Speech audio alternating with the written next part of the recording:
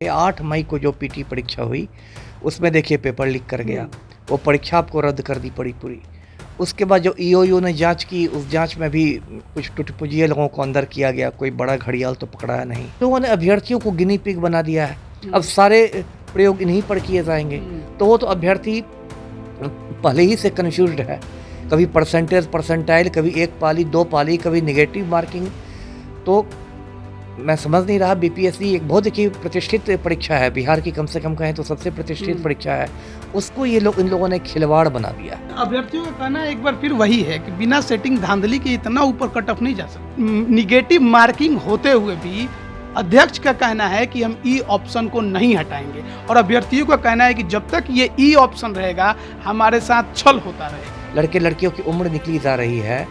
इसमें ज़्यादातर जो है बहुत मतलब मध्यम वर्गीय हैं बच्चे, या निम्न मध्यम वर्ग के कर सकते हैं। कोई दिल्ली में तैयारी कर रहा है, उसका बाप पेट काट के उसको पैसे भेज रहा है। वो पटना आता है तो जंक्शन पर गमछा बिछा कर सोता है। सबके पास तो इतना पैसा नहीं कि मौर्य होटल में जाकर ठहर जाएगा, चाणक्य होटल में ठहर जाएगा। ये बिल्कुल अराजक स्थिति है, एनार्की है। फिर आप कल का एक तुगलकी फरमान निकाल लेंगे, परसेंटाइल होगा, फिर हजारों लड़के लड़कियां बेली रोड पर आएंगे, फिर आप लाठी चार्ज करेंगे। क्या ये जरूरी है परसेंटाइल वाला? नहीं जरूरी है। यूपीएससी में ऐसा नहीं होता है। यदि लक फैक्टर काम करता है तो कोई लड़का लड़की क्यों करेगा, क्यों तैयारी करेगा परीक्षा की?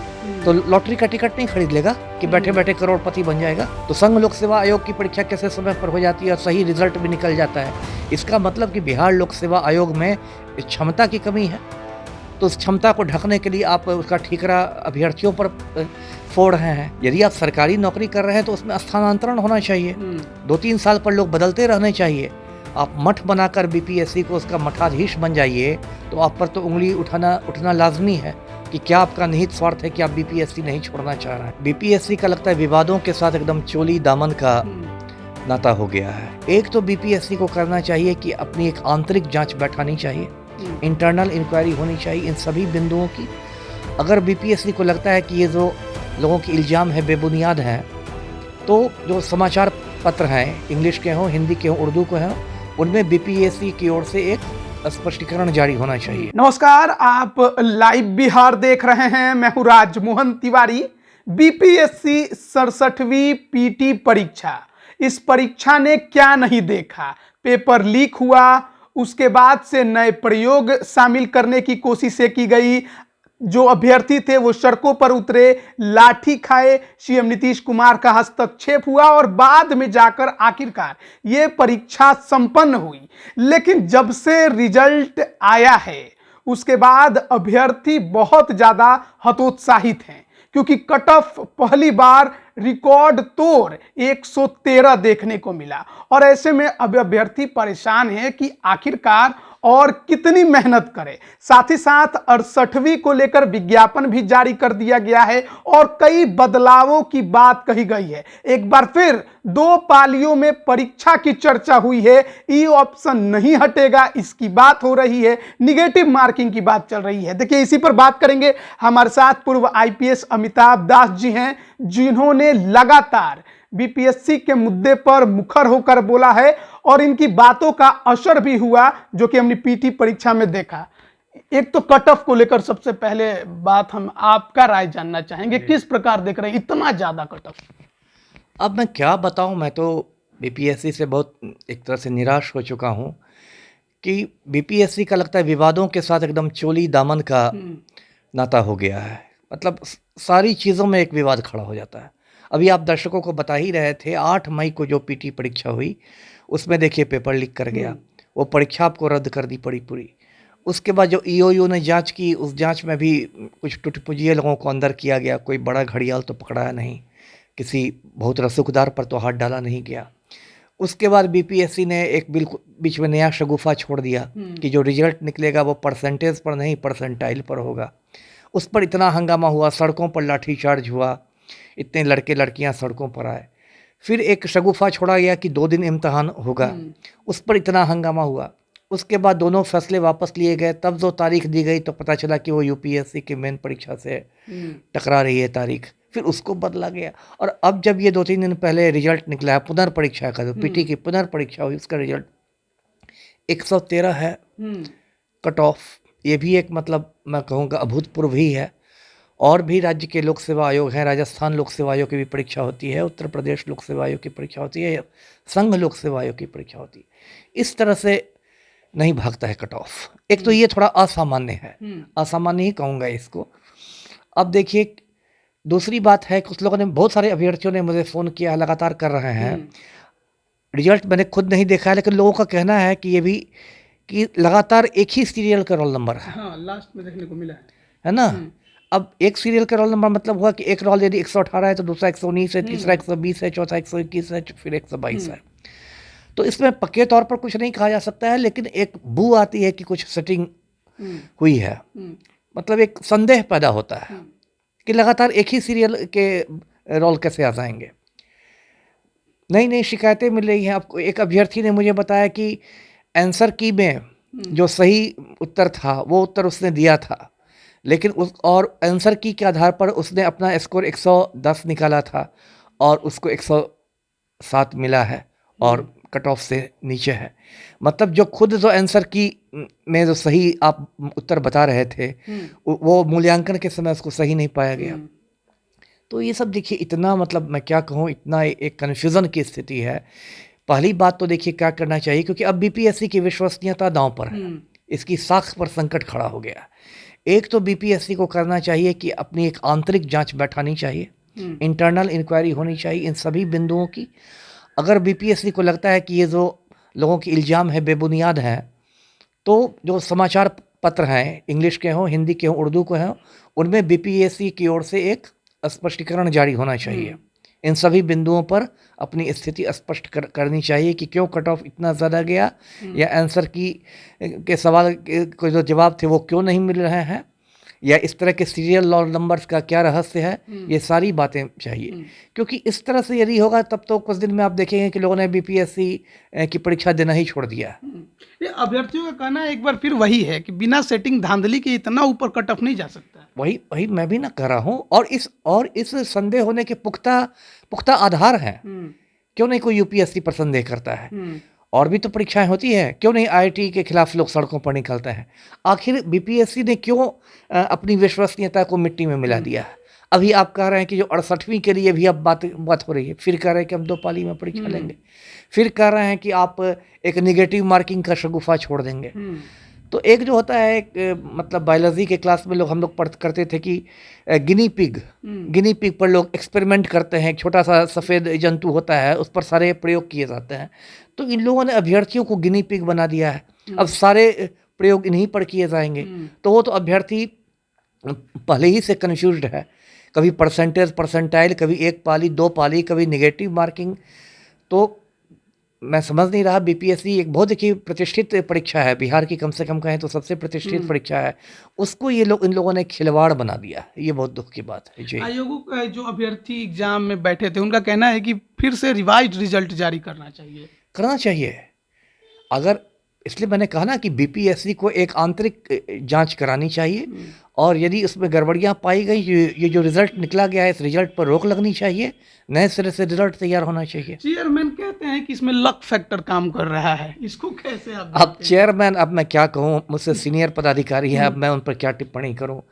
ये तो बहुत बचकानी बात हो गई। यदि लक फैक्टर काम करता है तो कोई लड़का लड़की क्यों करेगा, क्यों तैयारी करेगा परीक्षा की? तो लॉटरी का टिकट नहीं खरीद लेगा कि बैठे बैठे करोड़पति बन जाएगा? ये तो लड़के लड़कियों को आप भाग्यवादी बना रहे हैं, है ना, कि जो किस्मत में होगा, तो पढ़ाई लिखाई से कुछ नहीं होगा, किस्मत में आंख मूंद के टिक मारिए, आपका लक आपका साथ दिया तो आप निकल गए। नहीं, ये तो अब मैं क्या कहूँ, ये बिल्कुल आपत्तिजनक टिप्पणी है चेयरमैन की। मैं नहीं जानता कि उन्होंने ऐसा कहा है। हाँ, यदि ऐसा उन्होंने कहा है तो इस पर बहुत काबिल एतराज़ बात है। इसके अलावा जो 68वीं का विज्ञापन जारी किया गया है, उसमें एक तो जो निगेटिव मार्किंग की चर्चा पहले छिड़ी हुई थी कि 50 जो क्वेश्चन होंगे वो स्टार मार्क के होंगे। इसके अलावा भी 2-3 ऑप्शन दिए गए हैं कि अभ्यर्थी जो जिससे संतुष्ट हो उसे चुनेंगे। लेकिन निगेटिव मार्किंग होते हुए भी अध्यक्ष का कहना है कि हम ई ऑप्शन को नहीं हटाएंगे, और अभ्यर्थियों का कहना है कि जब तक ये ई ऑप्शन रहेगा हमारे साथ छल होता रहेगा। नहीं, क्यों अध्यक्ष इतना मतलब क्या रिजिड क्यों हो गए हैं कि हम नहीं हटाएंगे? जब भारत के संविधान में संशोधन हो सकता है, संविधान से तो बड़ी चीज़ कोई नहीं है हिंदुस्तान में। जब भारत के संविधान में संशोधन हो सकता है, कॉन्स्टिट्यूशन में अमेंडमेंट हो सकता है, तो बीपीएससी की प्रक्रिया में संशोधित नहीं किया जा सकता है। ये तो बिल्कुल मतलब हुआ कि आपने एक रिजिडिटी पैदा कर दी कि नहीं, हम नहीं बदलेंगे, एक अड़ियल रुख कर सकते हैं कि अड़ियल रुख है। मेरी चिंता इस बात को लेकर है कि इतना यदि आक्रोश है तो कुछ लोग तो देखिए जाएंगे ही, कुछ अभ्यर्थी अदालत में चले जाएंगे, न्यायालय का दरवाज़ा खटखटाएंगे। बीपीएससी ऐसा करने से उनको रोक नहीं सकती है। न्यायालय हो सकता है पटना हाई कोर्ट रिजल्ट पर रोक लगा दे और फिर ये पूरी की पूरी जो प्रक्रिया है फिर वो अधर में लटक जाए। तो क्या मजाक बना दिया आपने बिहार को। एक तो परीक्षा हो जो कि कुछ सही समय पर हो, जिसका रिजल्ट सही समय पर निकले। लड़के लड़कियों की उम्र निकली जा रही है, इसमें ज़्यादातर जो है बहुत मतलब मध्यम वर्गीय हैं बच्चे या निम्न मध्यम वर्ग के कर सकते हैं। कोई दिल्ली में तैयारी कर रहा है, उसका बाप पेट काट के उसको पैसे भेज रहा है, वो पटना आता है तो जंक्शन पर गमछा बिछा कर सोता है। सबके पास तो इतना पैसा नहीं कि मौर्य होटल में जाकर ठहर जाएगा, चाणक्य होटल में ठहर जाएगा, है ना। गमछा बिछा के सो रहा है, स्ट्रगल कर रहा है, उसके साथ आप इस तरह का खिलवाड़ कर रहे हैं। और ये मुख्यमंत्री, अब मैं क्या कहूँ, पलटू राम है। इनका एक सूत्री कार्यक्रम है कि पलटी मार मार के मैं अपनी कुर्सी बचाए रखूँ। लेकिन आपका भविष्य है, अब आप तो बुजुर्ग हो गए, 17 साल तक सीएम बन गए पलटी मार मार के। लड़के लड़कियों का भी तो भविष्य देखिए। परसेंटेज और परसेंटाइल का मुद्दा जब 67वीं में उठा था, 2 पालियों में परीक्षा की, सीएम नीतीश कुमार ने हस्तक्षेप किया, वो खत्म हुआ।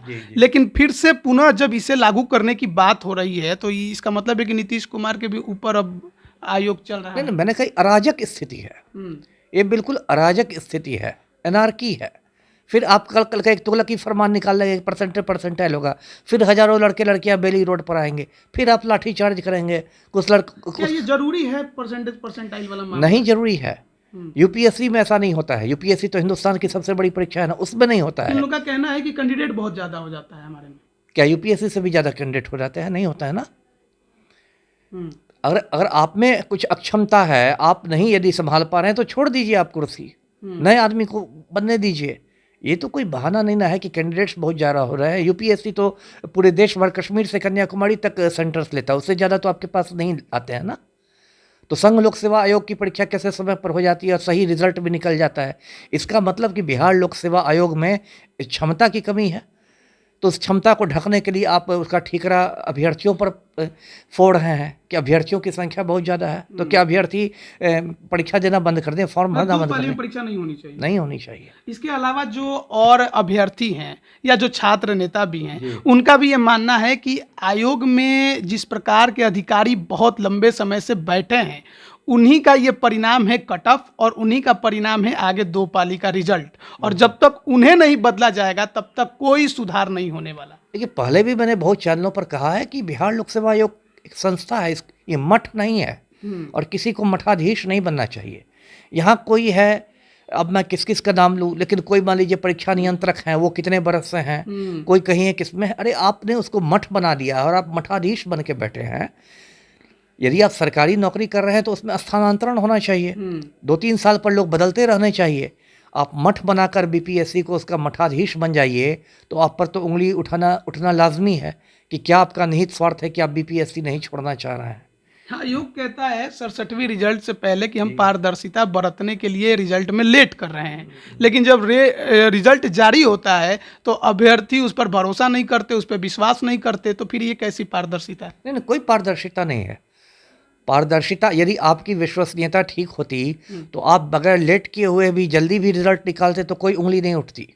यूपीएससी के परिणामों पर कहाँ विवाद होता है? इनका कैलेंडर फेल हो गया, सारा कैलेंडर फेल है, एक ही कैलेंडर थोड़ा ही फेल है, सब में देर हो रही है। ये तो कभी देखिए, अब एक तो कहावत है ना, नाच ना आए आंगन टेढ़ा, वो वाली बात हो गई है। कभी आप कोरोना के पीछे छिप जाते हैं कि कोविड की महामारी हो गई है।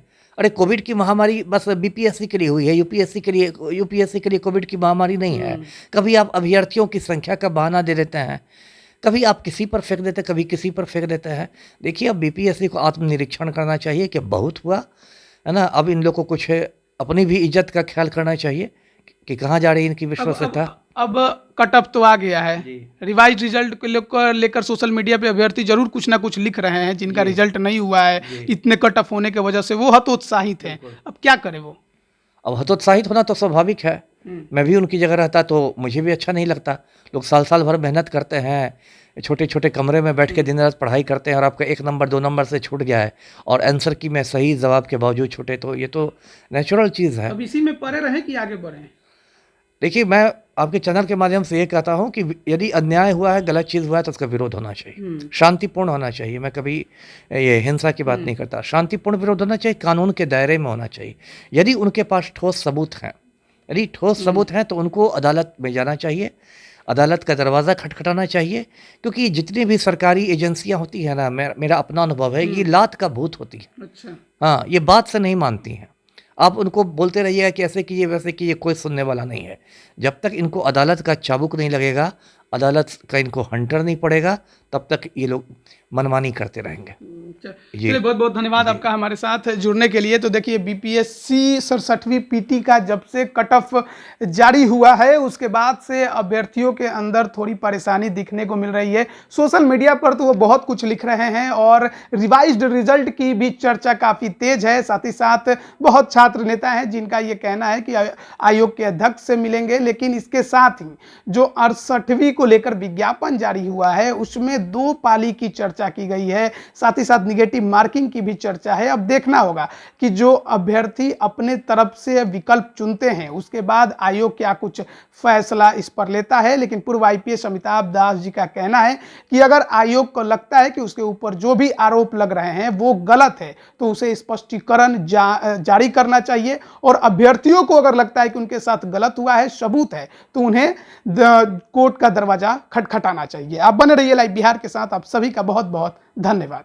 लाइव बिहार यूट्यूब पर सब्सक्राइब और फेसबुक पर लाइक जरूर करें।